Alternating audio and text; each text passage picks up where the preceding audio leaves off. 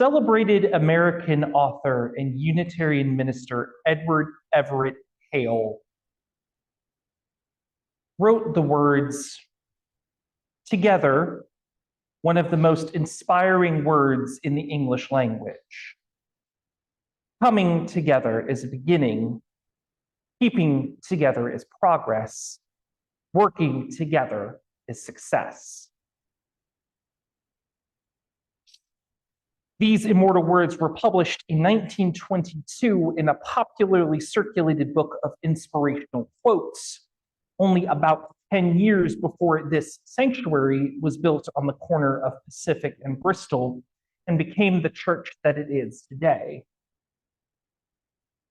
I wonder sometimes, especially when I walk in the doors of this church and look up at the sanctuary, which was amazingly built at the height of the Great Depression, if any of the original forebearers that were part of the Unitarian community that had been in Stockton since 1892 had those words in the back of their minds as they took the bold step in constructing this hallowed place that would go on to mean so much to so many people. We have never been individuals in this sacred space, but we are all interconnected threads that form the rich tapestry of that Stockton Unitarian community that began 132 years ago, so far removed from the denomination's New England origins. We are the inheritors, and many of us are the keepers and the creators of a legacy of resilience, compassion, and spiritual exploration. Although we have been in existence for many years, our history is not merely a chronicle of passing years. It is a narrative of shared hopes, collective dreams, and the embodiment of our UU values and principles put into action in our neighborhoods to help positively impact the greater world in which we inhabit. Through decades, our church has weathered storms and periods of uncertainty and celebrated our triumphs in grand style. We have been a beacon of inclusivity, a sanctuary for those seeking spiritual nourishment and fulfillment, and a source of inspiration for social justice endeavors. We have been built by, and will only continue to be sustained by, countless hands, hearts, and minds working in unison, fueled by a shared commitment to love, justice, and the inherent worth of every soul. Our spiritual journey as a congregation is not a static one. It is an ever-evolving narrative. Now, as we find ourselves at the start of a new calendar year and at the unfolding of chapters yet to be written, the call for active participation echoes louder than ever. There have been many wonderful souls who have undertaken responsibilities and dedicated their time and talents to nurture the growth of the church. Many have become the lifeblood that have done things for many years and many generations. The programs and events that they have organized have been pivotal in fostering a sense of community and extending a warm embrace to all who may seek refuge within these walls. The question is, who will be the weavers among us that will help us weave the next threads of our communal story? Consider the image of a vibrant garden. I know that there are many gardeners among us, skill that your minister was absolutely not blessed with. The committees of this church are the gardeners, the ones who are tending the soil, planting the seeds of ideas that will blossom into future harvest, and ensuring the roots of our community are firmly grounded. Volunteering for church programs is akin to the blossoming flowers. Each program is a unique bloom that contributes to the overall beauty and diversity of our spiritual landscape. Attendance at church events is the shared sunlight that nurtures our collective growth, providing the energy needed for our community to thrive. And the visitors and newcomers that we are looking to attract are the ones that we are hoping will walk through our garden and enjoy the beauty on display. Hopefully, they will also be inspired to stay and help tend the soil and plant new seeds and bulbs of their own that will blossom and join in the beauty of our gardenscape.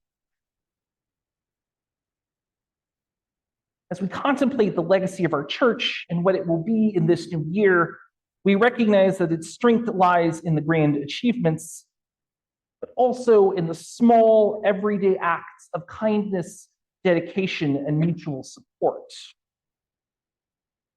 It is why the words of Everett Hale are so evocative to me. Too often, we think that anything we do towards serving the church has to be a large commitment that requires nothing short of completely sacrificing our lives to the detriment of everything else. This is because we are intimidated by the examples of those selfless volunteers that have spearheaded one particular ministry or program for the better part of 20 or 30 years. We feel like we can never measure up or step into their shoes to do the job as well as they can. But it is important to remember that we are not being asked to single-handedly reinvent the wheel. We are simply being asked to step up and offer what we can to help continue to keep things going. Success can only be achieved if we agree and consent to work together. Moreover, active participation is a testament to the commitment to our future as a congregation. The torchbearers of this legacy are not only those who have established this church, nor are they the ones who have simply done the same work for years, but also those who choose to carry it forward.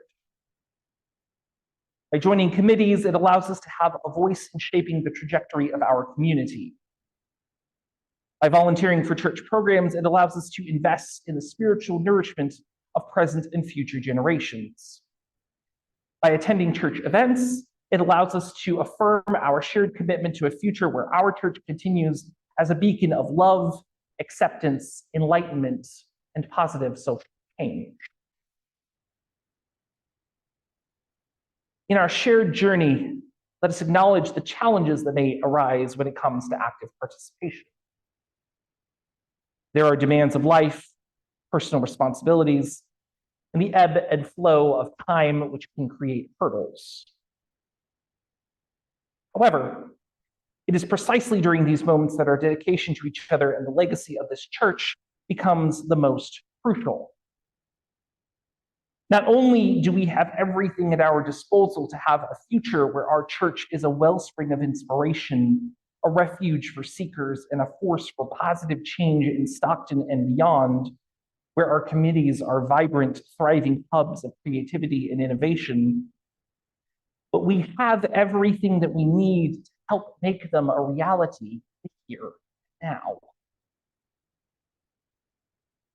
To realize this vision of the church that we want, let us recognize that each one of us, every soul that is present, has the ability and possesses a unique key for unlocking the full potential of our community. Your skills, talents, and passions are more than just personal attributes. They are valuable resources that can contribute to the flourishing of our church. Joining a committee might be the channel through which your insights shape the decisions that guide us. Volunteering for a church program could be the conduit for your creativity to manifest in ways that uplift and inspire. Attending church events may be the spark that ignites connections, fostering a sense of belonging and shared purpose. As we navigate the challenges and joys of the present, let us be mindful of the lasting impact our actions can have on the future. Our legacy is not a static relic of the past, but a living, breathing narrative that unfolds with each choice that we make today.